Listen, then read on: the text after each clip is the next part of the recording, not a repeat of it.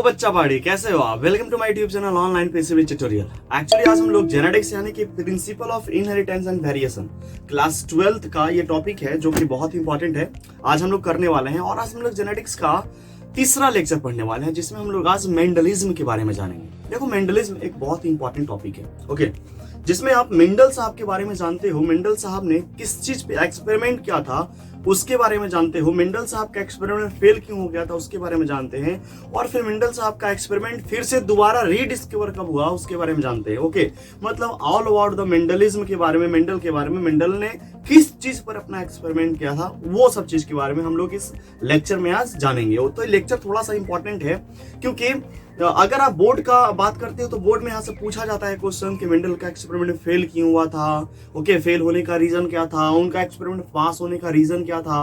और अगर आप नीट का बात करते हो तो यहाँ पूछा जाता है कि मेंडल जो है वो कब से कब तक अपना एक्सपेरिमेंट किए थे, कितने साल तक किए थे, किस चीज पर किए थे, ये सब वहां पूछे जाते हैं स्टेटमेंट के रूप में। ओके, तो आज का लेक्चर थोड़ा सा इंपॉर्टेंट है, इसलिए ध्यान से इस लेक्चर को देखना और पूरा अंत तक देखना क्योंकि आज का कॉन्सेप्ट बहुत ही इंपॉर्टेंट है। ओके, बहुत ही अच्छा कॉन्सेप्ट देने वाला हूं और इजी वे में आपको याद भी हो जाएगा, कोई ज्यादा लंबा लिफाफा करने वाले नहीं है। तो जल्दी से अपना कॉपी कलम खोल लीजिए और बैठ जाइए दिल थाम के। और जो बच्चे नए हैं उनसे रिक्वेस्ट रहेगा कि अगर आप मेरे चैनल पे पहली बार आए होंगे तो आप मेरे चैनल को सब्सक्राइब कर सकते हैं और बेल आइकन को भी प्रेस कर सकते हैं ताकि इस तरह के वीडियो का नोटिफिकेशन आपके पास आसानी से पहुंच जाए। ओके, तो चलिए जल्दी से छोटा सा प्यारा सा दुलारा सा एक हेडिंग डाल लीजिएगा, मेंडलिज्म या फिर मेंडेलियन जेनेटिक्स। ओके, तो सबसे पहली बात, मेंडल साहब का जन्म कब हुआ था? 1822 ईस्वी में। देखिए, एक्चुअली बहुत सारा कुछ है कि मेंडल साहब क्या करते थे, क्या नहीं करते थे, ये सब आपके एग्जाम में पूछने वाला नहीं है। ओके,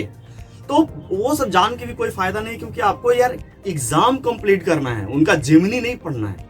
बात समझे? आप एग्जाम के लिए पढ़ रहे हो, एग्जाम पास करने के लिए पढ़ रहे हो, अच्छा रैंक लाने के लिए पढ़ रहे हो। ओके, तो इसलिए आप वो चीज पे फोकस करो कि आपको जो चीज मिल रहा है उससे क्वेश्चन बन रहा है कि नहीं। अगर क्वेश्चन बन रहा है तो अच्छी बात है और 100% यहाँ से क्वेश्चन बनेगा। ओके, इसलिए उतना ज्यादा मैं डीप में मेंडल साहब का नहीं जा रहा हूं क्योंकि कहानी सुनाने से फायदा नहीं है, टाइम बर्बादी है, सिर्फ बात को समझो। ओके, इसलिए मैं डायरेक्ट टू द पॉइंट पे आता हूं और जहां से क्वेश्चंस बनता है वहां पे मैं आपको लेकर चलता हूं और आपको समझाता हूं। तो चलिए, मेंडल साहब का जन्म कब हुआ था? 1822 ईस्वी में। ओके, मेंडल साहब जो एक्सपेरिमेंट कर रहे थे अपना, वो एक्सपेरिमेंट जो है वो 7 साल किए थे, 1856 से लेकर 1863 ईस्वी तक। मतलब कि एक्सपेरिमेंटल ड्यूरेशन जो था मेंडल साहब का वो केवल और केवल 7 साल था। केवल नहीं, 7 साल बहुत होता है यार किसी एक चीज पे एक्सपेरिमेंट करना। ओके, अब ये जो एक्सपेरिमेंट हुआ मेंडल साहब का, उन्होंने बहुत सारा चीज जो है लिखा, एक पेपर तैयार किया और उस पेपर को, मतलब कि जो एक्सपेरिमेंट कर रहे थे उस पेपर का जो है नाम उन्होंने रखा experiment in plant hybridization. Okay, जो पेपर तैयार कर रहे थे, जो पेपर पर लिख रहे थे, जिस चीज के बारे में लिख रहे थे उसका उन्होंने नाम क्या लिखा? Experiments in plants hybridization. Okay, और ये पेपर को पब्लिश किया गया। पब्लिश कब किया गया? पब्लिश कहाँ किया गया? Natural history society of Brunn. Brunn एक जगह का नाम है और ये एक तरह का पब्लिशर्स है जो कि पब्लिश किया गया ये 1866 ईस्वी में। ओके, 1866 ईस्वी में जो है वो पब्लिश हुआ। क्या पब्लिश हुआ? मेंडल साहब का एक्सपेरिमेंट। ओके, अब हुआ क्या यहाँ पे? थोड़ा सा तांडव हुआ। एक्सपेरिमेंट तो जो है वो चला गया, मार्केट में आ गया, लेकिन जो व्यक्ति ने इनके एक्सपेरिमेंट को पढ़ा वो डायरेक्ट इनके एक्सपेरिमेंट को नकार दिया, बोला कि ये मेंडल पागल हो गया, ये मेंडल है कौन? ओके, क्योंकि उन्होंने जो बायोलॉजी था उनमें मैथ जोड़ दिया था, स्टैटिक्स का यूज कर दिया था।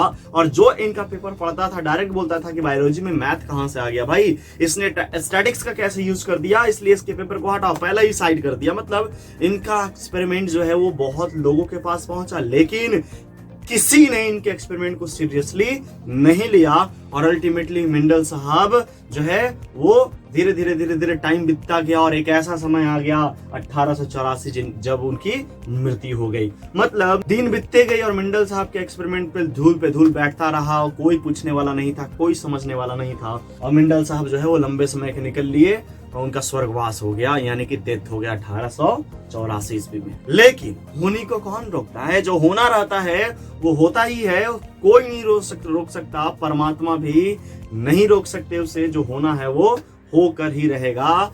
हुआ क्या कि मेंडल साहब जैसे और 3 व्यक्ति थे और अलग अलग देश के थे जो अपना एक्सपेरिमेंट, वो भी अपना खुद का एक्सपेरिमेंट जो है वो कर रहे थे, लेकिन हुआ क्या कि वो अपना एक्सपेरिमेंट करते करते उनका नजर मेंडल साहब के एक्सपेरिमेंट पे चला गया और यहां से होता है तांडव शुरू। एक्चुअली अगर रियलिटी बात किया जाए, जैसे कि मैंने पढ़ा है, इन तीनों जो है वो समथिंग जेनेटिक्स जैसा ही कुछ टेस्ट कर रहे थे, प्रयोग कर रहे थे, एक्सपेरिमेंट कर रहे थे, और किसी एक को मेंडल साहब का चीज जो है वो मिला। ओके, और एक ने सोचा कि क्यों ना ये चीज अपने नाम कर लिया जाए, लेकिन दूसरे ने बोला कि अगर ऐसा करोगे तो मैं आपको कानूनन कार्रवाई करूंगा आप पर और आपको सजा दिलवाऊंगा। ओके, तो ऐसा इन लोगों के बीच हुआ, तांडव हुआ, लेकिन फिर बाद में ऐसा कुछ नहीं हुआ। तीनों ने मिलकर इस एक्सपेरिमेंट को फिर से दोहराया और देखा कि जो रिजल्ट आया वो शॉकिंग आया, सब लोगों को भौचक्का कर देने वाला था। जितने भी इनके टेस्ट को, इनके एक्सपेरिमेंट को नकार दिए थे, उनके अब शर्म से आंखें झुकने वाली थी। तो हुआ क्या कि इन तीनों ने, ह्यूगो डे व्राइज, कॉरेंस और टेसरमैक, ये 3 व्यक्ति थे जिन्होंने इनके एक्सपेरिमेंट को रीडिस्कवर किया। मेंडल वर्क रीडिस्कवर 1900 ईस्वी में, सोचो 84 में मरे, 66 में इनका पब्लिश हुआ और 56 से 63 तक एक्सपेरिमेंट किए और फिर से दोबारा रीडिस्कवर का हुआ 1900 ईस्वी में। तीनों ने मिलकर इनके एक्सपेरिमेंट को समझा, जाना। यहाँ पे पूछा जाता है सवाल कि कौन कौन ऐसे व्यक्ति थे जो मेंडल साहब के वर्क को जो है रीडिस्कवर किए थे, तो आंसर है Hugo de Vries, Correns and Tschermak. Okay, ये तीनों व्यक्ति जो हैं वो तीनों ने मेंडल साहब के वर्क को रीडिस्कवर किया और रीडिस्कवर करने के बाद बहुत ही तांडव हुआ। अब समझो थोड़ा तांडव क्या होता है, पहले समझते हैं। ह्यूगो डे व्राइज जो थे वो इवनिंग प्राइमोस, यानी कि साइंटिफिक नेम ओएनोथेरा लेमार्कियाना पे जो है वो क्या कर रहे थे, अपना एक्सपेरिमेंट कर रहे थे। कॉरेंस साहब जो है वो मेज पे एक्सपेरिमेंट कर रहे थे, मतलब कि तीनों का तीनों जो है वो कुछ ना कुछ चीज पे जो है अपना एक्सपेरिमेंट कर रहे थे। वही चीज जो कौन कर रहे थे, आपका मेंडल कर रहे थे, लेकिन मेंडल का चीज जो ऑलरेडी हो गया था, लेकिन ये लोग पीछे हो गए। तो इन तीनों ने क्या किया कि मेंडल के वर्क को अब क्या किया जाए, मार्केट में लाया जाए। इसलिए इन्होंने क्या किया, सबसे ज्यादा जो श्रेय जाता है वो है आपका ह्यूगो डे व्राइज। इन्होंने क्या किया था, Mendel work was publish by Hugo de Vries. 1901 ईस्वी में सवाल पूछा जाता है कि मेंडल साहब का वर्क को दोबारा कब पब्लिश किया गया मार्केट में, तो 1901 ईस्वी में, और दोबारा खोजा कब गया, 1900 ईस्वी में। तो ह्यूगो डे व्राइज ने जिस मैगजीन में ये एक्सपेरिमेंट को जो है वो पब्लिश किया था, उस मैगजीन का नाम था flora magazine. Okay, flora magazine में मेंडल साहब का वर्क जो है वो पब्लिश हुआ और फिर मेंडल साहब का नाम जुड़ गया जेनेटिक्स से और मेंडल साहब जेनेटिक्स के पिता, फादर कहलाने लगे। और आज हम लोग मेंडल साहब का इतिहास पढ़ते हैं, जानते हैं, समझते हैं और इनफैक्ट यहाँ से क्वेश्चंस भी बनाते हैं। तो मेंडल साहब एक बहुत ही महान व्यक्ति थे। और आगे का बात सुनो तो हुआ क्या कि Mendel work converted into law. जो भी मेंडल का काम था, मेंडल का वर्क था, उसे लॉ, नियम में बदल दिया गया, एक नियम बना दिया गया। And that is done by the Correns साहब ने इनके एक्सपेरिमेंट को नियम, कानून, लॉ में बदल दिया। जैसे हम लोग पढ़ते हैं law of independent assortment, law of segregation, समझे। तो ये सब क्या है, लॉ है जो मेंडल साहब का वर्क से निकाल कर इसको लॉ में बदल दिया गया। मेंडल साहब का लॉ जो है वो कौन बदले थे, कॉरेंस साहब बदले थे। ओके, तो आपको ये सब चीज यहाँ पे याद रखना है। मैं मार्क कर देता हूं कि सवाल कहां से पूछता है, नीट में सवाल यहां से पूछता है और पूछा भी है। ओके, कि मेंडल साहब का एक्सपेरिमेंट ड्यूरेशन जो था वो कब से कब तक था। ओके, मेंडल साहब का डिस्कवरी जो है वो कौन कौन साहब किए थे, तीनों मिलके किए थे। उनका डिस्कवरी हुआ क्या था, डिस्कवरी, और उनका पब्लिश, जो उनका पेपर था वो दोबारा पब्लिश कब हुआ था, 1901 ईस्वी में। फ्लोरा मैगजीन नहीं पूछता है, जो पूछता है डेट्स हैं। ये डेट्स आपको याद रखना है। और हाँ, ये भी याद रखना है कि इन्होंने 7 साल तक अपना एक्सपेरिमेंट जारी रखा था। ओके, और इनफैक्ट 7 साल तक जारी रखा। और जो इन्होंने पी प्लांट पे जो स्टडी किया था, वो 7 कैरेक्टर भी पी प्लांट का चुने थे। 7 कैरेक्टर पी प्लांट का इन्होंने चुन रखा था। क्या है आगे बढ़ेंगे, बस अभी मेंडल साहब के बारे में हम लोग जान रहे थे।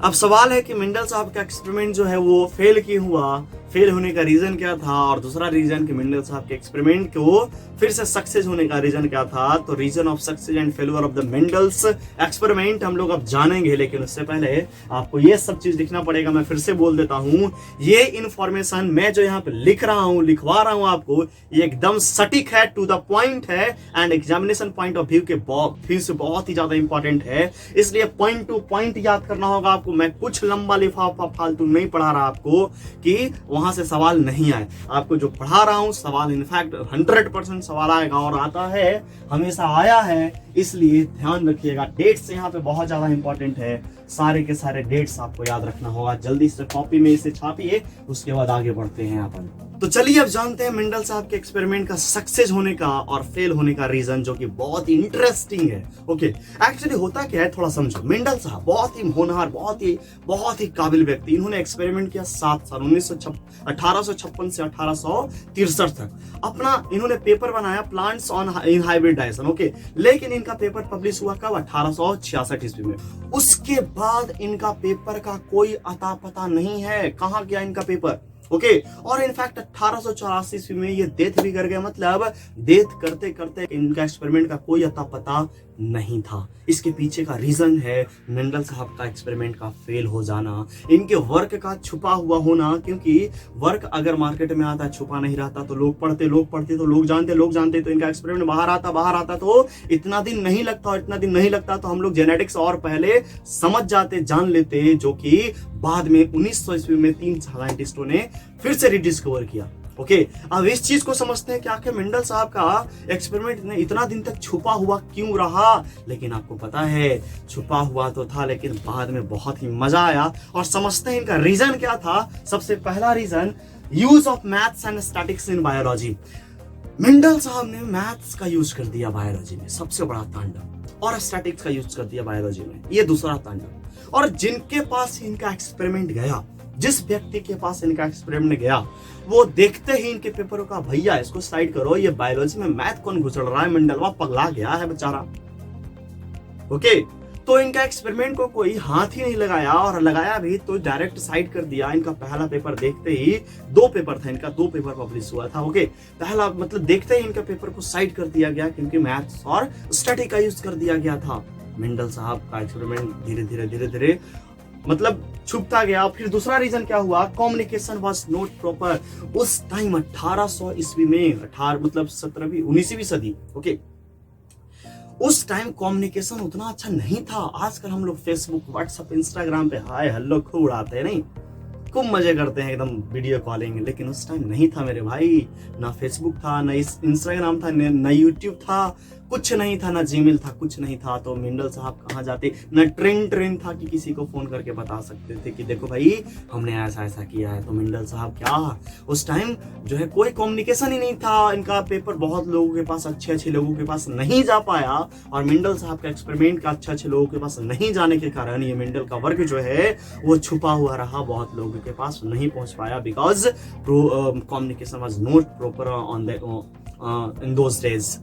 ओके, दूसरा reason. And third reason is very interesting. इन्होंने क्या किया कि जो फैक्टर है, जो मेंडल साहब ने हम लोगों को बताया, हम लोगों के सामने जो फैक्टर नाम रखा, इस फैक्टर का इन्होंने कोई फिजिकल सिग्निफिकेंस ही नहीं बताया। मतलब इन्होंने बताया ही नहीं कि ये जो फैक्टर है इसका रियलिटी में फिजिकल सिग्निफिकेंस है क्या, कर क्या रहा है ये फैक्टर, जिसको बाद में जीन बोला गया। जीन जो आजकल हम लोग पढ़ते हैं जीन के बारे में, okay, which is responsible for transfer of character from one generation to the next generation. You know very well about that. Okay, तो इन्होंने फिजिकल सिग्निफिकेंस बताया ही नहीं एक फैक्टर के बारे में। तो जब इनसे पूछा गया कि फैक्टर, बोल तो दिए factor what is the physical significance, Mendel साहब चुप, इनको कुछ समझ में नहीं आ रहा क्या बोले क्या नहीं बोले। ओके, तीसरा रीजन ये था मेंडल का फेल होने का। ओके, अब जैसे मान लीजिए कोई बच्चा सामने खड़ा, उससे पूछ दिया गया 2 सवाल, और एक का दिया एक का नहीं दिया, तो क्या समझा जाएगा, बच्चा यार थोड़ा गड़बड़ है, इसको और मेहनत करना पड़ेगा। यही सोच के इनके एक्सपेरिमेंट को जो है वो क्या किए, क्या हुआ, इनका एक्सपेरिमेंट बहुत दिन तक छिपा रहा, कोई पढ़ना ही नहीं चाहता था। And fourth is a very interesting reason for hidden work of the Mendel. उस टाइम जिस टाइम मेंडल साहब अपना एक्सपेरिमेंट कर रहे थे और हो गया था, पेपर पब्लिश हो गया था, पेपर पब्लिश होने के बाद इनका एक्सपेरिमेंट फेल होने लगा, धीरे धीरे हिडन होने लगा, छुपने लगा इनका पेपर। उस टाइम में डार्विन साहब बहुत ज्यादा पॉपुलर हो गए थे। डार्विन नेचुरल सिलेक्शन थ्योरी दिए थे, बहुत ही इंटरेस्टिंग थ्योरी था। ओके, बहुत ही ज्यादा फेमस थ्योरी था नेचुरल सिलेक्शन। तो डार्विन साहब इतना ज्यादा पॉपुलर थे, इतना ज्यादा पॉपुलर थे, इतना ज्यादा पॉपुलर थे कि मेंडल पे कौन ध्यान दे। बात समझ रहे हो ना? अगर कोई व्यक्ति ज्यादा पॉपुलर रहता है तो उस पे ज्यादा ध्यान देते हैं लोग, जो कम रहता है उस पे ध्यान नहीं देते। जैसे एक मूवी आया था बाहुबली, ओके, और बाहुबली के साथ साथ और भी मूवी रिलीज हुई थी, लेकिन सबसे ज्यादा सक्सेस कौन किया? बाहुबली। और दूसरा कहाँ गया पता ही नहीं चला। ओके, तो यही चीज होता है कि मेंडल साहब एक्सपेरिमेंट तो बहुत तगड़ा था, बहुत ही जानदार, शानदार, जबरदस्त, जिंदाबाद वाला एक्सपेरिमेंट था, लेकिन अरे इसको पढ़े तो कोई पढ़ना नहीं चाहता था। डायरेक्ट मैथ देख के साइड करो भाई। और उस टाइम डार्विन साहब खूब अपना झंडा गाड़ रहे थे। बात समझे? तो इसलिए डार्विन साहब बहुत ज्यादा पॉपुलर थे, तो मेंडल साहब पे कोई ध्यान ही नहीं दिया बेचारा मेंडल साहब। ओके, मर भी गए बेचारे धीरे धीरे। अब 1900 ईस्वी में धीरे धीरे इनका एक्सपेरिमेंट खंगाला गया, रीडिस्कवर हुआ, ह्यूगो डेब्राइस 1901 में पब्लिश किए इसको, है ना? तो ये 4 रीजन था, बहुत ही इंपॉर्टेंट रीजन, जिससे मेंडल का वर्क जो है वो छिपा रहा। अब रात के बाद सवेरा जरूर होता है। मेंडल साहब के जिंदगी में थे तो नहीं, लेकिन कह सकते हैं कि मेंडल साहब के जिंदगी में फिर से सवेरा हुआ और उनका पेपर दोबारा बहुत लोगों ने पढ़ा। और बहुत लोग, 3 लोग, ह्यूगो डेब्राइस, कोरेंस एंड टेसमैक, और इन्होंने उनके पेपर को रीडिस्कवर किया 1900 ईस्वी में।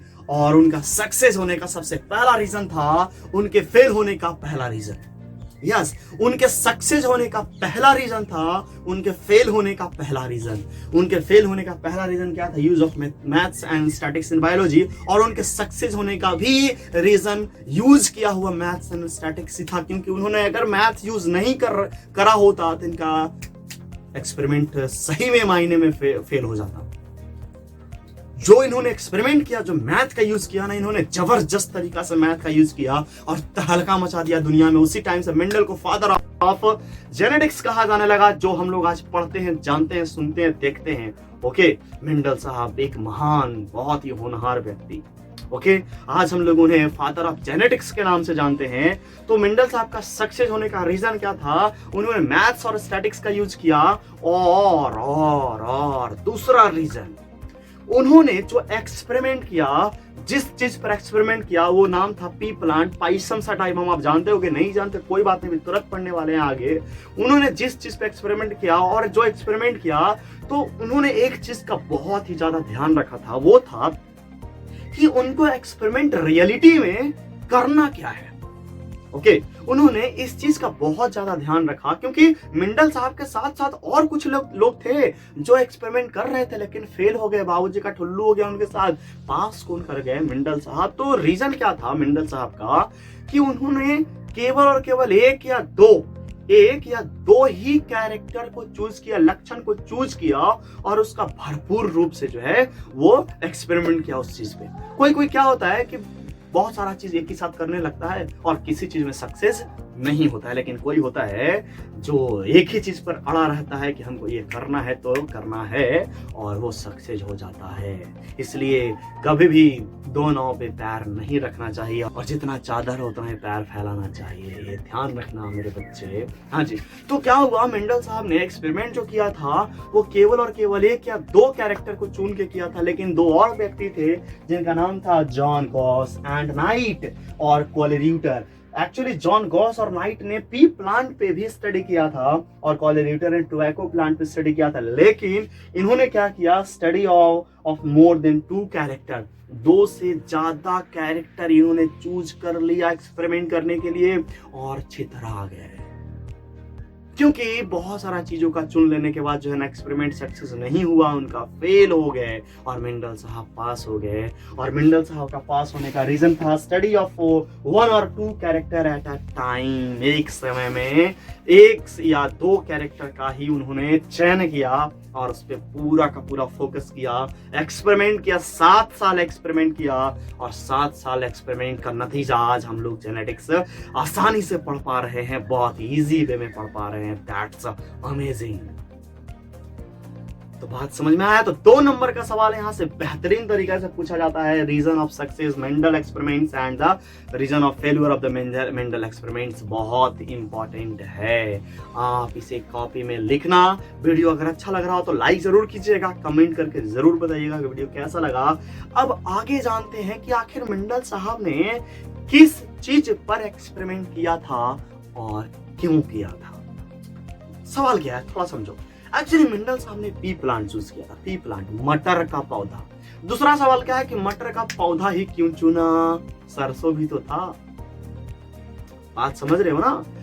तो यहाँ पे मेंडल साहब पी प्लांट क्यों चूज किए, अब उसके बारे में जो है वो बात करते हैं। तो जल्दी से आप इस चीज को नोट कीजिए। ओके, तो मैं सबसे पहले इसको ना बता देता हूं। पहला, use of maths and statics in biology, fail हो गया। Communication was not easy in those days, communication नहीं था, व्हाट्सएप फेसबुक नहीं था। Mendel never provide any physical proof of factor का जो है वो फिजिकल प्रूफ नहीं दे पाए। And fourth is a popularity of Darwin साहब बहुत ज्यादा पॉपुलर थे। हाँ जी। और reason of success of Mendel, reason सबसे पहला क्या था जो फेल होने का रीजन था, use of maths and statics in biology, पहला रीजन। और दूसरा second is the study of 1 or 2 character at a time, ये साहब भी थे लेकिन फेल कर गए। ओके, तो जल्दी से कॉपी में नोट डाउन कीजिए, उसके बाद आगे पढ़ते हैं अपन। तो अब समझते हैं मेंडल साहब ने किस चीज पे एक्सपेरिमेंट किया था और क्यों किया था। देखो, मेंडल साहब ने चूज किया था गार्डन पी। एक्चुअली पी 2 प्रकार का होता है, एक गार्डन पी होता है, एक स्वीट पी होता है। ओके, ये आप ध्यान रखना, अगर यहाँ पे गड़बड़ हो गया तो क्वेश्चन डायरेक्ट गलत हो जाएगा। गार्डन पी और स्वीट पी में अंतर है, ठीक है। तो मेंडल साहब ने किस चीज पे एक्सपेरिमेंट किया था, गार्डन पी। ओके, और गार्डन पी का जो बॉटेनिकल नेम है वो है Pisum sativum. Okay, Pisum sativum याद रखना। अब सवाल है कि इन्होंने आखिर जो है पी प्लांट यानी कि पाइसम सटाइवम ही क्यों चूज किया। अब वाई सेलेक्ट पी प्लांट, उसका रीजन, सबसे पहला रीजन क्या है मेंडल साहब द्वारा चुना हुआ कि शॉर्ट लाइफ साइकिल। एक्चुअली अगर मेंडल साहब एक्सपेरिमेंट करते तो उनका या फिर किसी व्यक्ति का अगर कोई काम करता है तो चाहता है जल्दी हो जाए। ओके, उसका रिजल्ट जो है वो जल्दी हमें मिल जाए। ओके, तो मेंडल साहब का कहना क्या था, अगर हम किसी चीज पे एक्सपेरिमेंट करते हैं तो उसको अगर 1-2 साल समय लग जाए तब तो गड़बड़ हो जाएगा ना यार। इसलिए उन्होंने क्या चूज किया, शॉर्ट लाइफ साइकिल वाला प्लान चूज किया ताकि जल्दी इससे एक्सपेरिमेंट करें और अगले जनरेशन में जल्दी से हमको रिजल्ट मिल जाए। ओके, और जो दूसरा रीजन था वो था it contain several contrasting trait. Actually several contrasting trait कहने का मतलब कि जो पी प्लांट उन्होंने चूज किया था वो पी प्लांट बड़ा भी था, बौना भी था, मतलब टॉल भी था, ड्वार्फ भी था, फ्लावर कलर अलग अलग भी थे, है ना, अलग अलग मटर का दाना था, मतलब अलग अलग उसमें जो कैरेक्टर है वो अलग अलग था। इसलिए सेवरल कॉन्ट्रास्टिंग ट्रेट मतलब एक बार अगर एक्सपेरिमेंट हो तो सब में क्या क्या चेंज होगा वो एक ही बार में उनको दिख जाएगा। ओके, इसलिए उन्होंने जो है इस चीज को चूज किया। Third reason, self pollination. Okay, क्योंकि मेंडल साहब हाइब्रिडाइजेशन करवा रहे थे। ओके, और हाइब्रिडाइजेशन अगर करवा रहे थे तो सेल्फ पॉलिनेशन को उनको रोक कर क्रॉस पॉलिनेशन उसमें करवाते। ओके, तो सेल्फ पॉलिनेशन उसमें होता था और सेल्फ पॉलिनेशन में हम अपने आप खुद से उसमें अलग अलग चीजें कर सकते हैं। इसलिए उन्होंने जो है वो पी प्लांट को चूज किया क्योंकि उसमें सेल्फ पॉलिनेशन होता है। ओके, आगे मैं सेल्फ पॉलिनेशन का फायदा मैं बताऊंगा कि आखिर क्यों ये सेल्फ पॉलिनेशन जो है वो उन्होंने चूज किया। And fourth is the provide large number of offspring. Actually मटर का जो पौधा होता है एक बार में बहुत सारे दाने देता है। ओके, अगर मान लो किसी एनिमल्स पे वो एक्सपेरिमेंट करते हैं जैसे ह्यूमन बीइंग पे, तो बताइए ह्यूमन बीइंग्स पे एक्सपेरिमेंट करने के बाद जो है एक ही बच्चा आता और इनफैक्ट 9 महीने का समय लगता। ओके, टाइम ज्यादा लगता, रिजल्ट कम है, इसलिए उन्होंने और भी बहुत सारा चीज चूज किया, लेकिन उन्होंने एक्सपेरिमेंट किस पे किया, केवल और केवल गार्डन पे, जो कि बहुत ही ज्यादा सक्सेसफुल रहा। ओके, तो ये 4 रीजन था। पहला कि शॉर्ट लाइफ साइकिल, 2 से 3 मंथ इसका लाइफ साइकिल है। It contain several contrasting trait और it self pollination takes place in pea plants and produce large number of offspring. ये मटर का दाना जो है अधिक संख्या में देता है।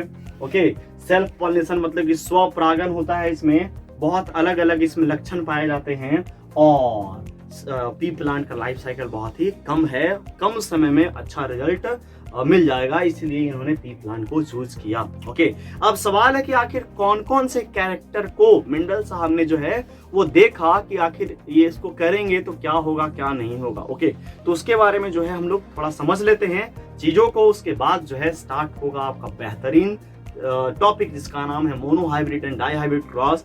मैं आपको पहले बताया हूँ कि मोनो हाइब्रिड और डाई हाइब्रिड क्रॉस मैं आपको ऐसे पढ़ाऊंगा जो पूरा यूट्यूब पर अवेलेबल नहीं होगा। याद रखना, इतना खतरनाक ट्रिक है कि आप कहीं भी आज तक ना पढ़े होंगे और ना पढ़ेंगे, केवल आपको मेरे पास ही मिलेगा। ओके, तो चलिए जल्दी से जो है वो इस चीज को आप कॉपी कीजिए। उसके बाद मैं बताता हूँ कि आखिर मेंडल साहब ने कौन कौन से प्लांट के कौन कौन से कैरेक्टर को चूज किया था और क्या क्या था, मेंडल का टेक्निक क्या था एक्सपेरिमेंट करने का, सारा का सारा चीज अब समझते हैं। जल्दी से इसे नोट डाउन कीजिए कॉपी में। तो अब जो है मेंडल साहब के द्वारा लिया गया कैरेक्टर के बारे में हम लोग जानेंगे और जानेंगे कि कितना कैरेक्टर को उन्होंने चूज किया था, उसमें से जो कैरेक्टर डोमिनेंट है वो क्या है और जो कैरेक्टर रिसेसिव है वो क्या है। ओके, आई थिंक आपने डोमिनेंट और रिसेसिव के बारे में सुना होगा। डोमिनेंट उसको कहते हैं जो एक ही जनरेशन में दोनों होते हुए प्रभावी अपने आप को दिखाता है, शो करता है। ओके, इसीलिए उसे डोमिनेट करते हैं। और जो कैरेक्टर रहते हुए जो शो नहीं करता है वो क्या कहलाता है, रिसेसिव। मतलब कैरेक्टर दोनों है, जो शो किया वो हो गया डोमिनेंट, जो शो नहीं किया वो हो गया रिसेसिव।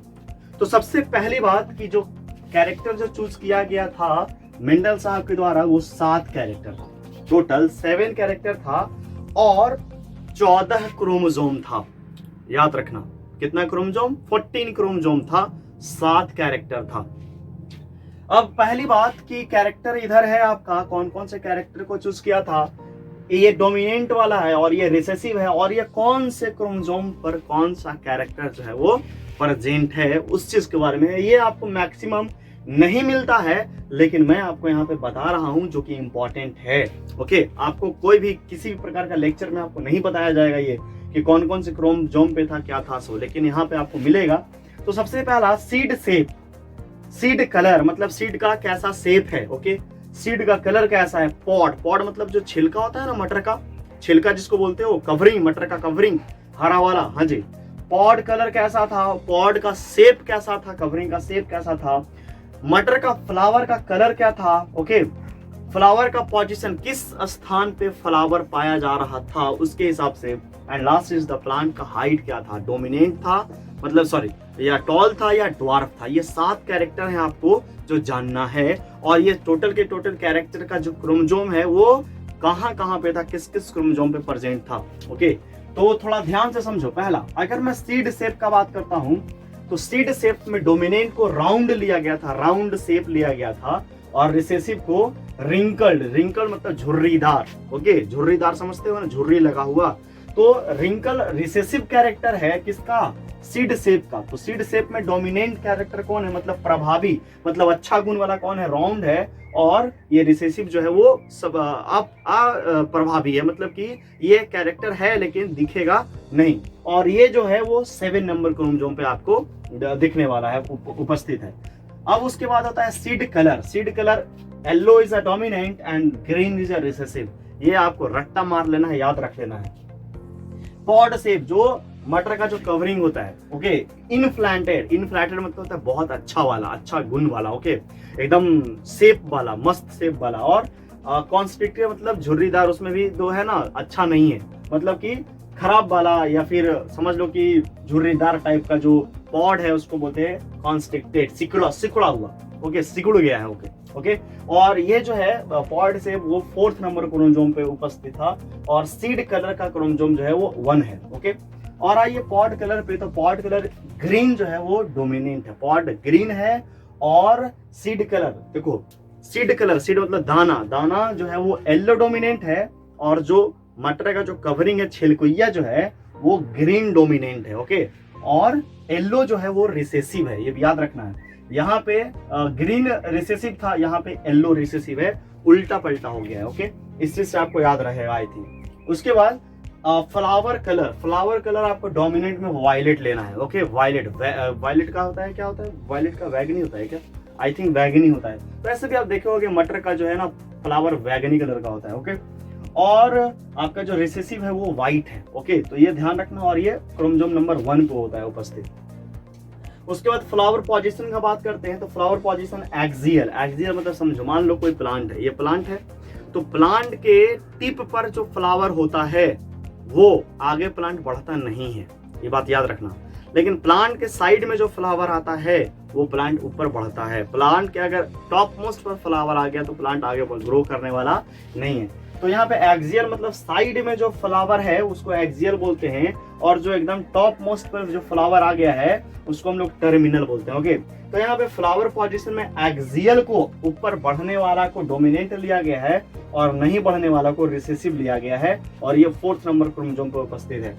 और प्लांट हाइट, लास्ट में प्लांट हाइट का बात करते हैं, तो प्लांट हाइट टॉल और ड्वार्फ, याद रखना। टॉल और ड्वार्फ जो है, टॉल किसको रिप्रेजेंट कर रहा है, डोमिनेंट को, और ड्वार्फ किसको रिप्रेजेंट कर रहा है, रिसेसिव को। ओके, और यहाँ पे क्रोमोसोम नंबर कितना है, 4। तो आपको यहाँ पे टोटल 4 दिखेगा क्रोमोसोम, 1 4 5 7। 1 एक है, उसके बाद 4 है, और उसके बाद 5 है, उसके बाद 7 है। अब देखो 1 पे कौन कौन सा कैरेक्टर यहाँ पे प्रेजेंट है, 1 पे कौन कौन सा है, तो 2 है, सीड कलर और flower colour. Okay, seed colour और फ्लावर कलर को क्रोमोसोम नंबर 1 कंट्रोल कर रहा है, याद रखना है। और pod shape, pod flower position and plant height को कंट्रोल करने वाला 4 नंबर का क्रोमोसोम है, ये भी आपको याद रखना है। पॉड कलर समझते हो, पॉड कलर देखो यहाँ पे पॉड कलर है, पॉड कलर को कितना नंबर, 5 नंबर को पॉड कलर का जो 5 नंबर क्रोमोसोम है वो कंट्रोल करेगा। Last is the 7 seed shape, आपको सीड शेप इधर दिख रहा होगा ऊपर में, सीड शेप 7 नंबर। ओके, तो ये क्रोमोसोम है, समझ लो क्रोमोसोम का कौन कौन सा पोजीशन है सब देख लिया आपने। तो ये सारे के सारे आपका जो है क्या है, मेंडल साहब के द्वारा लिया गया कैरेक्टर का यहाँ पे सातों का 7 कैरेक्टर मैंने लिख दिया है।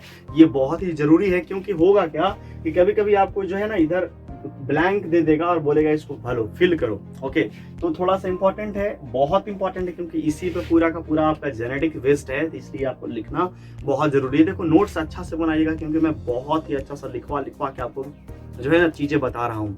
नोट्स भी बहुत ही बिल्ड अच्छा से बनना चाहिए, बहुत ही वेल तरीका से बनना चाहिए, ठीक है।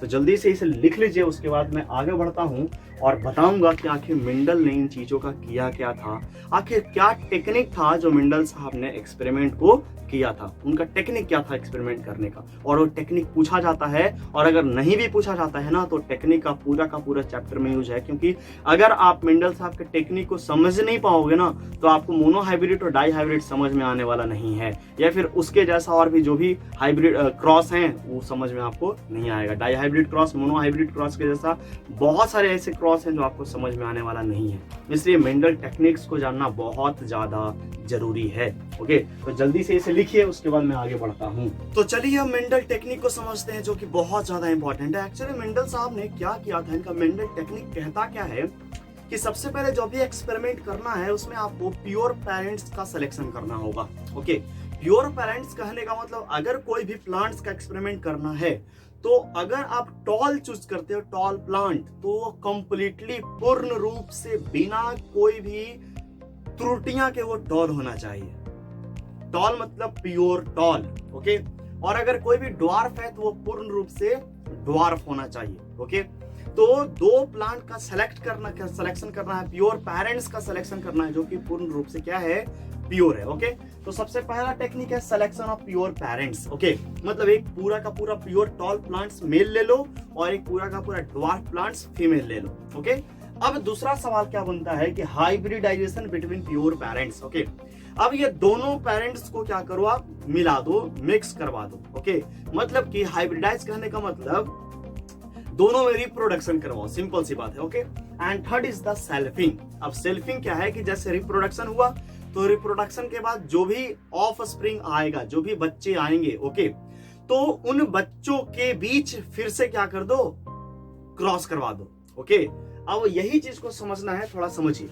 सबसे पहला हम लोगों ने प्योर प्लांट्स को हमने सेलेक्ट कर लिया। ओके, ये मेंडल साहब बताए थे, तो हमने प्योर पेरेंट्स जैसे कि टॉल को सिलेक्ट कर लिया और दूसरा जो है वो ड्वार्फ सिलेक्ट कर लिया। ठीक है, अब जनरली आपको पता है कि टॉल को या फिर डोमिनेंट, कंप्लीटली डोमिनेंट को जो है कैपिटल टी से डिनोट करते हैं, और कंप्लीटली ड्वार्फ को सॉरी और एंड कंप्लीटली ड्वार्फ को जो है वो क्या करते हैं, स्मॉल टी से हम लोग क्या करते हैं, डिनोट करते हैं। ठीक है, अब हम लोगों ने क्या किया है कि एक कंप्लीट प्लांट मैंने ले लिया, एक प्लांट समझाने के लिए मैं आपको बता रहा हूँ, और ये प्लांट मेल है और ये प्लांट फीमेल है। कहने का मतलब इसमें मेल है और फीमेल दोनों है, लेकिन हम इसको मान के चलेंगे इसका मेल और इसका फीमेल में क्या करवाना है, हमको रिप्रोडक्शन करवाना है, सिंपल सी भाषा में। ओके, तो अब हम बहुत ही ध्यान पूर्वक समझेंगे। यहाँ पे बहुत ही इंपॉर्टेंट एक चीज होता है, क्या किया जाता है इसमें, एक इमैस्कुलेशन नाम का चीज किया जाता है, इमैस्कुलेशन। ओके, अब ये इमैस्कुलेशन में होता क्या है कि जैसे मान लो ये प्लांट, ये कोई फ्लावर है, तो फ्लावर में जो यहाँ पे मेल पार्ट होता है, मेल पार्ट, ओके, उस मेल पार्ट को हटा दिया जाता है, निकाल दिया जाता है। इसलिए निकाल दिया जाता है ताकि मेल पार्ट का जो एंथर है वो फीमेल पार्ट के स्टिग्मा पर ना चला जाए, और अगर चला जाएगा तो फिर से रिप्रोडक्शन इन दोनों के ही बीच हो जाएगा। हमको मतलब ड्वार्फ के बीच ही हो जाएगा, हमको अलग अलग प्लांट्स के बीच करवाना है रिप्रोडक्शन, एक टॉल लेना है और एक ड्वार्फ लेना है। तो इस ड्वार्फ वाले क्या करते हैं, मेल को हटा देते हैं और फीमेल को रहने देते हैं। देखो मेल का रिप्रेजेंटेशन ये होता है और फीमेल का रिप्रेजेंटेशन ये होता है, याद रखिएगा। ओके, तो अब हम लोग क्या किए कि यहां से मेल को निकाल दिए, दैट इज द इमैस्कुलेशन क्या कहते हैं इसको, इमैस्कुलेशन कहते हैं। ठीक है ना, अब यहाँ पे होगा क्या कि जैसे ही इस चीज को निकालें तो अब बच गया केवल और केवल फीमेल। तो हो सकता है कि किसी दूसरे प्लांट का एंथर यहाँ पे आके, या सॉरी, हो सकता है किसी दूसरे प्लांट का पॉलिन ग्रैंस, पॉलिन परागकण इसके स्टिग्मा पर आके गिर जाए। तो इसके लिए हम क्या करेंगे, इस प्लांट को चारों ओर से एक प्लास्टिक के कवरिंग से पैक कर देंगे। ओके, और प्लास्टिक के कवरिंग से पैक कर देंगे तो अब इसमें किसी प्रकार का कोई पॉलन ग्रैंस आने वाला नहीं है। ओके, और जब प्लास्टिक से इसको कवर कर देंगे तो इसको हम लोग बोलते हैं बैगिंग। ओके, बैग लगा देना, चारों तरफ से बैग से बंद कर देना, प्लास्टिक बैग से बंद कर दिए। ओके, अब क्या करेंगे कि ये जो मेल प्लांट है, मेल प्लांट, तो मेल के पास एक छोटा सा ब्रश लेके जाएंगे और ब्रश से क्या करेंगे, इसके एंथर को ऐसे रब करेंगे, रगड़ेंगे, तो वहां से हमको पॉलन ग्रैंस ब्रश पे मिल जाएगा। और उसके बाद इसके प्लास्टिक को खोलकर इसके फीमेल पे वो ब्रश जाके हम लोग रख देंगे, मतलब कि वहां पे पॉलन ग्रैंस को ड्रॉप करवा देंगे इस फीमेल के स्टिग्मा पर। ओके, अब क्या होगा, इस मेल, ये दूसरा प्लांट है मेल और ये दूसरा प्लांट है फीमेल। अब जो हुआ, इस प्लांट पे रिप्रोडक्शन होगा, मतलब इन दोनों के बीच हम लोग क्या करवाए हैं, क्रॉस पॉलिनेशन करवाए हैं। क्रॉस कहने का मतलब कि दो अलग अलग प्लांट के बीच हम लोगों ने क्या किया है, पॉलन ग्रैंस को ट्रांसफर किया है। यहाँ पे एक ही प्लांट के बीच हो रहा था, यहाँ पे अलग अलग है। तो जैसे ही ये चीज करने के बाद क्रॉस पॉलिनेशन होगा तो एक प्लांट का निर्माण होगा। ठीक है, अब इस प्लांट के निर्माण में मतलब कि एक मटर का पौधा का निर्माण होगा, उसमें मटर के बहुत सारे बीज होंगे। ओके, अब ये मटर के बीज को क्या कर देंगे हम, दोनों अलग अलग, मतलब मटर के बीज को हम लोग फिर से जो है ग्रो करवाएंगे, रोप देंगे। ओके, अब रोपने के बाद दो अलग अलग प्लांट्स उपलब्ध होगा, क्योंकि एक मटर का दाना अलग प्लांट और दूसरे मटर का दाना अलग प्लांट। ओके, तो देखो ध्यान से कि ये जो कैपिटल टी है और ये स्मॉल टी है। ओके, तो ये कैपिटल टी और ये स्मॉल टी मिलकर क्या बना दिया, कैपिटल टी और स्मॉल टी। ओके, ये कैपिटल टी स्मॉल टी, और ये दूसरा कैपिटल टी और दूसरा स्मॉल टी मिलकर क्या बना दिया, यहाँ पे दूसरा कैपिटल टी और स्मॉल टी। मतलब यहाँ पे जो ये प्लांट आया था वो क्या आया था, यहाँ से ये कैपिटल टी और यहाँ से ये कैपिटल टी और स्मॉल टी। थोड़ा ध्यान से समझिए।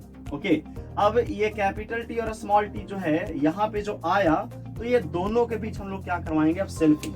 ये जो कैपिटल टी कैप, दो अलग अलग जो प्लांट है, इसके बीच हम क्या करवाएंगे, सेल्फिंग करवाएंगे, सेल्फिंग। ओके, दोनों को फिर से क्रॉस करवाया जाएगा और उसके बाद जो भी जनरेशन आते जाएगा वो होते जाएगा, समझते जाएंगे क्या क्या हो रहा है, नहीं हो रहा है। तो इस चीज को समझने के लिए, इस चीज को कंप्लीट स्टडी करने के लिए आपको दो तरह के हाइब्रिड पढ़ना होता है, मोनो हाइब्रिड क्रॉस और डाई हाइब्रिड क्रॉस। ओके, दो तरह के क्रॉस पढ़ना होता है generally, that is the monohybrid and dihybrid cross. तो आपको ये समझना है कि ये दोनों प्लांट जो है तो एक मिनट, सबसे पहले ये दोनों के मिलने के बाद सबसे प्लांट तो ये आया सबसे पहला। ओके, तो सबसे पहला प्लांट जो ये आया है, सबसे पहला plant, this is the F1 generation. ये F1 जनरेशन का प्लांट, F1 जनरेशन का। ओके, अब इसी प्लांट को जो है हम लोग रोपेंगे तो दूसरा प्लांट आएगा। F1 कहने का मतलब फर्स्ट जनरेशन। ओके, उसके बाद इस दाना को रोपेंगे, उसके बाद जो आएगा सेकेंड जनरेशन, उसके बाद जो आएगा थर्ड जनरेशन, उसमें क्रॉस करवाएंगे तो क्या होगा, मतलब यही चीज आगे बढ़ते जाएगा। अब देखेंगे क्या होता है, नहीं होता है वो क्रॉस में। मतलब सिंपल सी बात है आपको कि यहाँ पे आपको दो चीज याद रखना होगा कि मेंडल का टेक्निक क्या क्या था। पहला सेलेक्ट करना, दूसरा दोनों के बीच क्रॉस करवाना, और तीसरा सेल्फिंग करवाना, जो कि बहुत ही ज्यादा इंपॉर्टेंट है। और यहाँ पे सबसे इंपॉर्टेंट सवाल आपसे पूछता है 12th के एग्जाम में कि व्हाट इज इमैस्कुलेशन, विपुंसन किसको कहते हैं, हिंदी में विपुंसन। तो नीचे डिफिनेशन आ रहा होगा, विपुंसन या फिर इमैस्कुलेशन का जो है वो डिफिनेशन लिख लीजिएगा। तो आज का लेक्चर यहीं पे समाप्त करते हैं। पूरा का पूरा टॉपिक का जो जितना भी चीज लिखवाया गया है जरूर लिखिएगा, क्योंकि बहुत ज्यादा इंपॉर्टेंट है। यहाँ से सवाल उठने के चांस बहुत ज्यादा है, और आगे जो भी मैं पढ़ाऊंगा वहां से भी सवाल, बहुत अच्छे अच्छे सवाल बनते हैं। इसलिए लेक्चर पूरा देखना, पूरा समझना, पूरा जितना सीरीज आ रहा है वीडियो का सब देखना, तब जाकर आपका पूरा कॉन्सेप्ट क्लियर होगा, सब कुछ समझ पाओगे अच्छा से। ओके, चलिए जी, आज का वीडियो यहीं समाप्त करते हैं। धन्यवाद, पढ़ते रहिए और हमारे देश का नाम रोशन करते रहिए।